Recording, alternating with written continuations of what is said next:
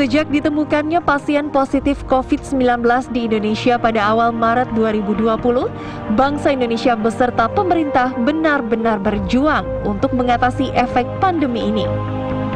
Untuk lepas dari pandemi dan mempersempit penyebaran COVID-19 ini, pemerintah telah menerapkan berbagai kebijakan, mulai dari keharusan menggunakan masker, penerapan protokol kesehatan, hingga aturan pembatasan sosial berskala besar di beberapa wilayah yang kini mulai masuk dalam pembatasan sosial fase transisi. Meski jumlah pasien positif COVID-19 terus bertambah, namun optimisme untuk bisa mengatasi efek pandemi ini tak pernah berubah.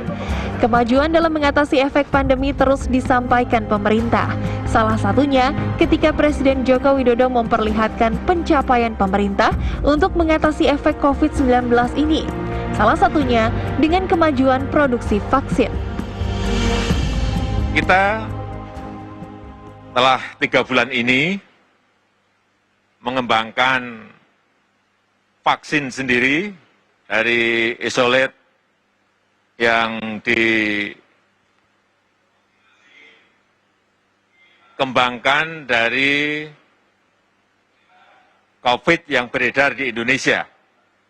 Kita harapkan vaksin merah putih ini juga akan segera selesai dan diperkirakan ini akan bisa diselesaikan nanti di pertengahan tahun 2021. Lantas bagaimana langkah pemerintah menumbuhkan optimisme di tengah pandemi, apalagi seiring dengan peringatan kemerdekaan Republik Indonesia yang diperingati pada 17 Agustus mendatang? Dan sampai kapan efek pandemi ini akan dirasakan masyarakat? Tim TV One mengabarkan.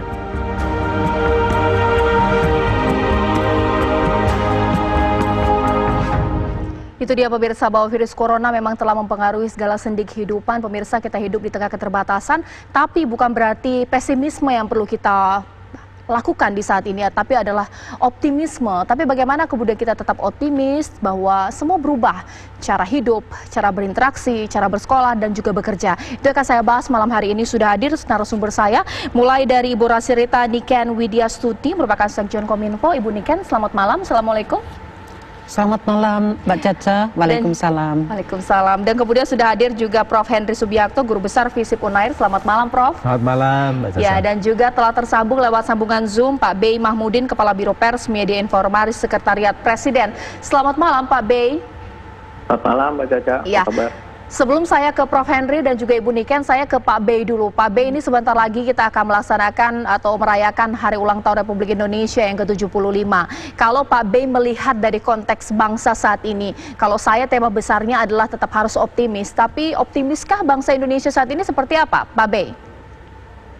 Kita harus optimis, Mbak, sangat optimis. Apalagi kemarin Bapak Presiden sudah berkunjung ke Bandung, di mana menyaksikan langsung uji klinis tahap ketiga vaksin, Mbak. Itu salah satu indikator kita harus optimis. Dan juga pemerintah juga telah memberikan berbagai macam bantuan untuk masyarakat, Mbak, yang memerlukan. Dan khususnya untuk peringatan 17 Agustus ini, kita tetap harus optimis karena tetap akan ada perayaan di Istana Merdeka walaupun dengan cara yang sangat sederhana. Dan masyarakat pun tetap bisa menikmati walaupun secara virtual. Dan kami mengundang sebanyak 17.845 undangan untuk hadir secara virtual. Dan yang lebih unik lagi justru saat pandemi ini akan dihadiri juga dan disaksikan oleh para saudara-saudara kita perwakilan di KBRI di seluruh negara ini, Pak. Itu jadi kita harus optimis justru. Baik, masyarakat harus optimis karena ternyata memang pemerintah atau istana sangat optimis dalam kita hidup dan juga berjuang di tengah pandemi ini. Kemudian saya ke Bu Niken. Bu Niken, tapi rasa optimis tersebut kalau kita lihat dari bagaimana kemudian masyarakat saat ini, karena kita di tengah kondisi pandemi, interaksi tidak terlalu banyak. Pasti mereka kemudian ada di lewat maya gitu ya. Tapi optimis itu ada atau mungkin tidak kelihatan ini kita mau hari kemerdekaan ini, bagaimana merayakan hari kemerdekaan. Seperti apa Bu Niken? Ya, saya rasa masyarakat tetap optimis ya, karena kita bangsa yang besar, pantang menyerah di tengah pandemi ini. Kalau ada tantangan, pasti banyak peluang. Jadi dalam rangka hari ulang tahun kemerdekaan RI ke-75 ini, temanya adalah bangkit untuk Indonesia maju. Oke. Jadi bangkit yang pertama adalah bangkit dari pandemi yang berkaitan dengan kesehatan. Untuk memutus mata rantai COVID-19 ini tentu dibutuhkan peran serta semua unsur. Pemerintah tadi sudah disampaikan Bapak Presiden beserta seluruh jajaran pemerintah sangat-sangat serius di dalam menanggulangi memutus mata rantai ini. Juga semua lembaga-lembaga negara, dunia swasta juga begitu juga ikut berpartisipasi. Tetapi yang tidak kalah penting adalah masyarakat. Baik. Karena masyarakat ini merupakan ujung tombak dari memutus mata rantai COVID dengan menerapkan protokol kesehatan. Jadi setiap saat sudah didengungkan oleh pemerintah dan oleh tokoh-tokoh, oleh siapa saja, bahwa menggunakan masker ini, saya tadi kan menggunakan masker, tapi karena mau bicara ya jadi dilepas. Menggunakan masker ini sekarang sudah harus menjadi semacam apa ya, kebutuhan way of life kita begitu. Ya. Karena masih ada juga misalnya kita temui di jalan orang yang belum memakai masker. Nah ini kami menghimbau kepada masyarakat, jadi kita masing-masing saling mengingatkan. Ya. Di keluarga kita masing-masing, di komunitas-komunitas kita selalu kita ingatkan untuk menggunakan masker. Karena dengan menggunakan masker itu kan melindungi diri kita, melindungi keluarga kita, dan tentu melindungi semuanya. Oke, biasanya kalau ulang tahun tidak cuma merayakan ya, harus introspeksi juga, karena ternyata pemerintah optimis. Dari Kominfo juga katakan bahwa masih ada kok orang optimis. Nah, Prof, kalau misalnya ada yang menebar kebencian supaya kita jangan optimis, pesimis terus, pemerintah tidak melakukan apa-apa, ini berarti hoax ini asal muasalnya dari mana? Siapa sih yang kemudian menyebar ini? Sebenarnya kalau optimis tuh memang semua orang harusnya optimis. Ya. Cuma jangan keliru. Optimis lalu menganggap bahwa sekarang sudah aman. Tidak. Jadi optimis boleh optimis, tapi dari angka-angka yang korban kan semakin banyak. Yang sudah katakanlah terpapar virus COVID-19 juga angkanya bukan lagi menurun, tapi masih terus nanjak terus. Lah, ketika kita harus optimis, jangan lalu menganggap ketika melihat bahwa pasar-pasar mulai penuh, lengah, tadi ya? Kesini juga sudah macet saya kan, macet, berangkat kantor macet, lalu menganggap bahwa oh ini sekarang aman. Bukan seperti itu. Kita masih belum aman ini, walaupun katakanlah mau ada vaksin, tapi vaksin Bapak Presiden mengatakan masih tahun depan, ya kan, masih lama. Artinya kita boleh optimis tapi tidak lengah. Tadi Bu Niken betul bahwa harus tetap menjaga protokol kesehatan. Tapi menghasut, bikin hoax juga nggak boleh ya, meragukan pemerintah.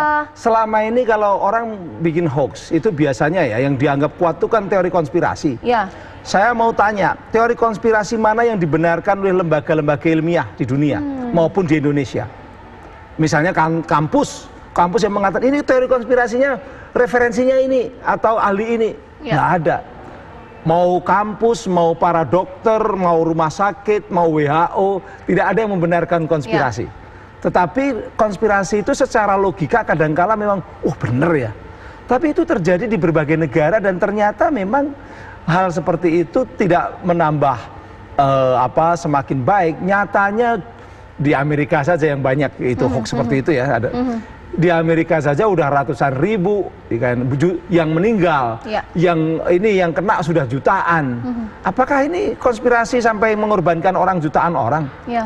Itu yang tidak terjadi. Tapi kalau Bu Niken itu sebenarnya setiap hari berarti hasutan-hasutan itu memang terus muncul dan diproduksi itu. Bisa diketahui ternyata tujuannya apa sih sebenarnya? Ya, orang membuat hoax itu pasti ada tujuannya ya. Tujuannya yang pertama ya ada kepentingan di mereka Tapi kita tidak tahu kepentingan pribadi mereka, apakah itu kepentingan ekonomi, atau kepentingan politik, atau kepentingan yang lainnya, kita tidak tahu. Tapi memang berdasarkan data-data yang ada pada kami, hoax yang khusus untuk pandemi ini mulai akhir Februari sampai dengan akhir-akhir ini itu lebih dari 1.000 jenis hoax. Bayangkan kalau satu hoax saja menyebar ke ribuan, ratusan ribu atau jutaan orang, kalau 1.000 hoax itu kan membuat masyarakat menjadi bingung. Nah, disinilah kita harus bijak menggunakan media sosial. Informasi di media sosial itu belum tentu benar. Kita harus menyaring, memilih, memilah semua informasi itu. Oke, Pak Bey, tapi lantas bagaimana kemudian langkah dari Istana buat menangkal ya Pak ya serangan-serangan hoax yang justru malah mendiskreditkan kinerja di pemerintah yang saat ini tadi bahwa optimis, tetap terus kerja keras. Bagaimana Pak Bey? Ya, pemerintah kan sudah membangun dan juga membuat komite, komite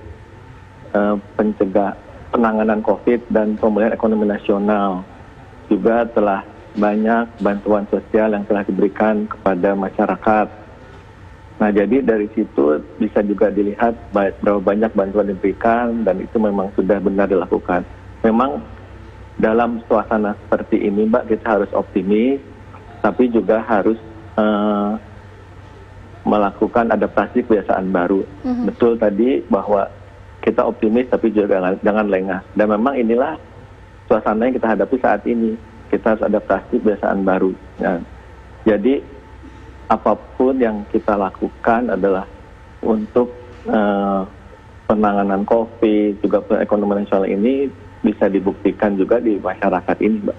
Oke, nah ini melawan wabah memang Bu Niken dan juga Prof gak bisa sendiri. Kalau kita sendiri mungkin kita tidak bisa berjuang melawan wabah ini. Nah, bagaimana kemudian kita bisa bersatu, bahu-membahu, bagaimana kemudian kita bisa membangkitkan bangsa kita di ulang tahun ke-75, nanti sesaat lagi saya akan bahas usai jeda berikut.